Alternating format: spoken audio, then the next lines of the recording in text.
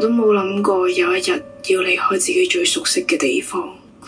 同最親嘅屋企人同朋友相隔9617公里。咁你有冇掛住香港啊？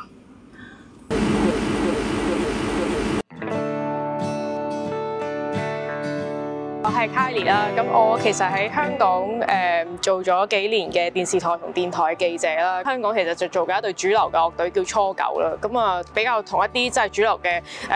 娛樂單位或者音樂嘅單位去合作，例如可能 JFFT， 亦都有係去一啲本地嘅音樂節，例如 Tone Fest 咁樣。你好，我係叫 Victor 啦。咁我以前喺香港咧就係一個古典同埋爵士樂手嚟嘅。咁我主要玩嘅樂器係薩克斯風啦，同埋長笛啦。咁主要都係教學生為主嘅，咁但係都會有好多演出啊，譬如喺啲演唱會啊，或者係啲吧啊，甚至乎係錄音啊、電視台啊咁樣嘅。我其實嚟英國就係2020年嘅10月啦，就用 LTR 嚟英國啦。咁主要嚟嘅原因就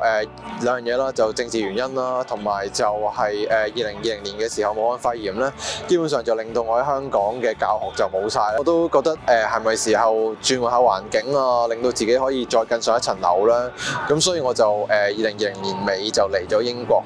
嚟咗英國大概1年半度，咁其實當初主要就係嚟讀書嘅，讀一啲 contemporary music performance 嘅科目，咁即係覺得英國俾咗我好多意想不到嘅機會啦。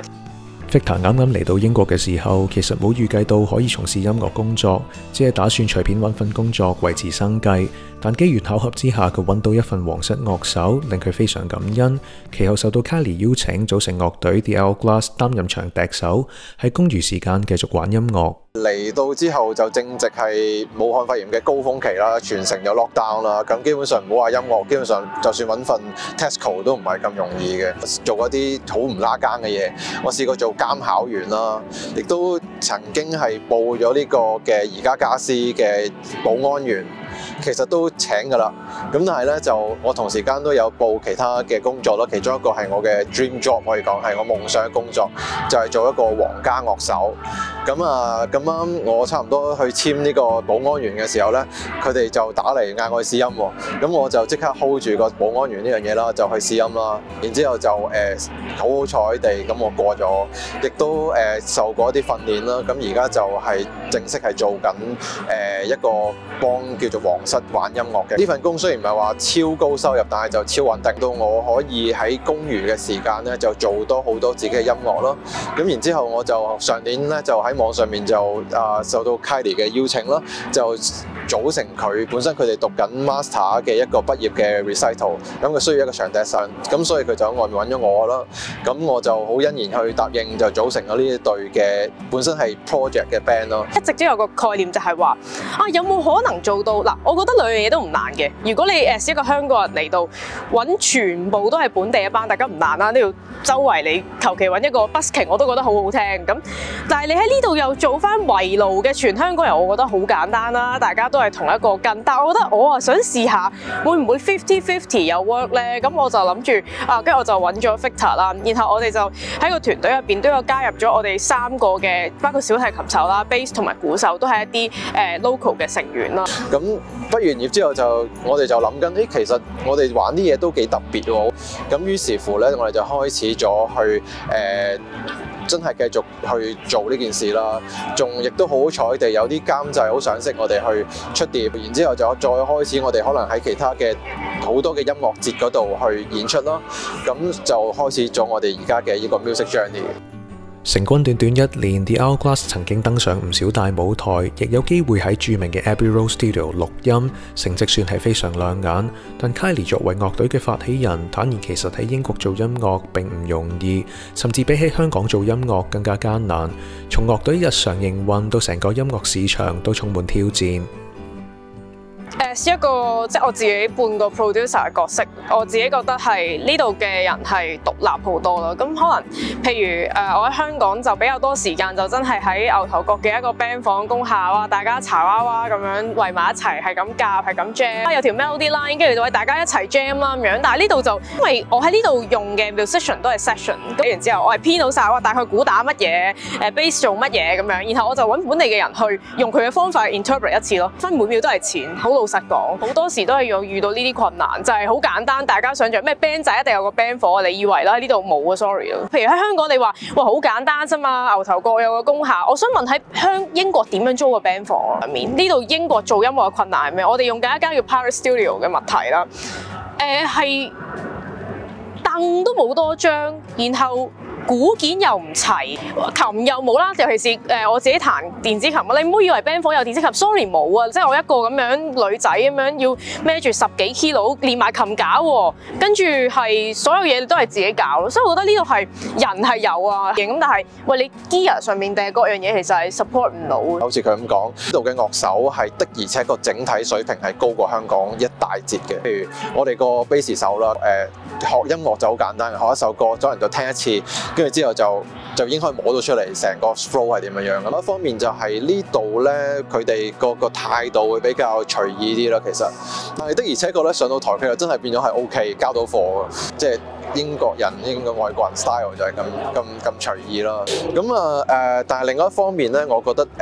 幾開心嘅就係咧，同佢哋夾係會同香港比咧係比較多啲交流咯。我就冇 Victor 咁樂觀嘅，因為成個 project 係主要係我獨資啦，唔係自負盈虧啊，邊有盈啫，係自虧。我可以話俾大家聽，如果你喺香港，你而家係揸住支 bass， 你係揸住支吉他，你諗住喺呢一度去開一啲非主流嘅音樂，勸你就係你諗清楚先。度燒錢嘅方法係真係用燒錢去形容咯。呢度做咗1年半啦，so far 4至5場表演啦。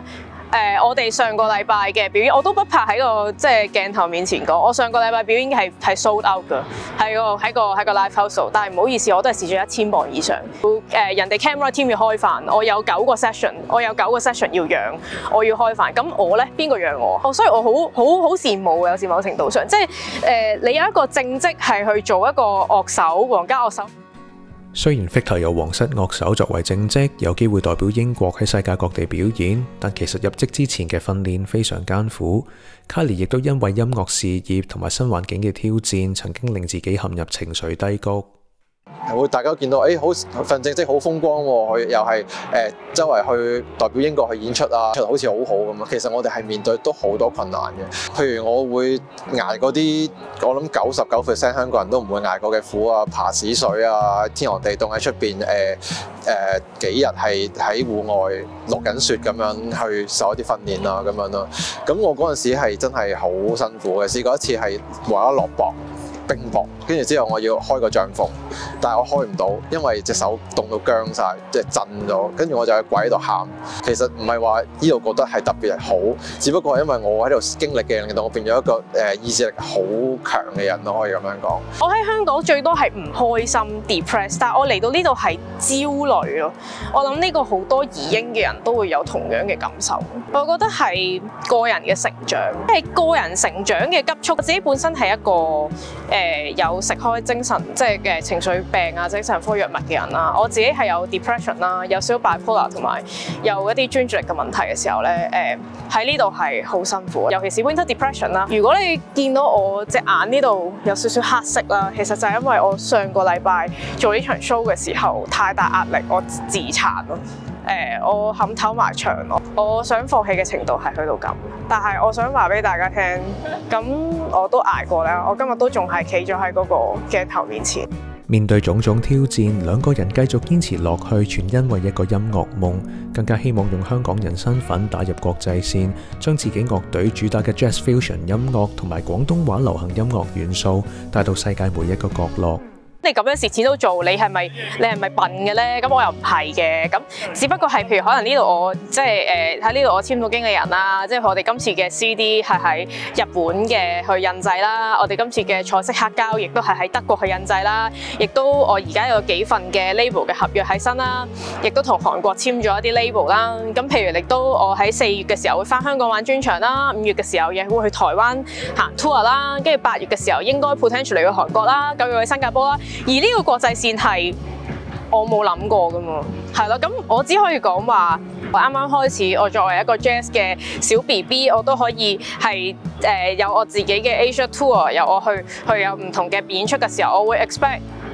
係啊，你可能喺睇到條片嘅時候，你會笑就呢個邊位啊，咩 jazz 加 rock 做 instrumental 邊位啊。但係我話俾你聽，可能出年我 expect 嘅就係如果你聽到我大部分時間唔喺英國，你應該同我講聲恭喜咯，因為可能我覺得你眼中覺得我做唔到嘅，可能我就已經係做到咧。譬如我哋上次隻碟啱出咗咧，喺個 Spotify 上面，我哋睇到啲背後嘅數據係好笑嘅。佢哋嗰陣時要講啦，經理人講啦，其實咧菲律賓好多人聽 Jazz Fusion，我哋都話菲律賓 OK， 跟住但係咧我睇咗個後台數據，真係菲律賓係好長一段時間係佔據咗榜首。而家可能係美國啊英國美國多啲啦，但係都仲係菲律賓係頭5啦。我就覺得好得意喎。咁就希望我哋係可以做到去一個而家其實係有少少早講嘅，但係我哋真係好想做到就係 World Tour 咯。近年成日聽到香港人講啦，但係真正文化上面點樣做到國際線呢？我自己覺得大家都要主動係去介紹翻我哋香港有啲乜嘢咯，即係可能上一次我就用咗陳冠希嘅香港地啦，咁跟住今次3月嘅時候我就用咗 RubberBand 嘅未來見啦。咁其實每一次都係收到阻力嘅，例如因為喺呢度嘅製作單位去邀請我去做 concert 啦，就話哇你做乜無啦啦有一 part 講廣東話啊？我覺得有時係你要黑漆黑科係自己爭取噶嘛，咁即係你唔會加咗 part 廣東話，佢就喂 call off 你成件事啦咁樣。咁如果大家有人做一步嘅話，其實係好大分別。雖然樂隊喺英國漸漸上軌道，更加開始打開國際市場，但 Victor 同 Kylie 有時都會諗起身處香港嘅家人同埋朋友，同埋以前喺香港生活嘅點點滴滴。不過佢哋都表示更加希望帶住呢份回憶向前行，亦都鼓勵香港人遇到困難唔好輕易放棄，保持樂觀。我好掛住以前嘅香港。我諗而家呢一刻，你問我有冇掛住香港？我好小朋友，我有啊，有每一日起身都好掛住香港，好掛住屋企人啦，好掛住朋友啦。但係承載住呢份情感，你都要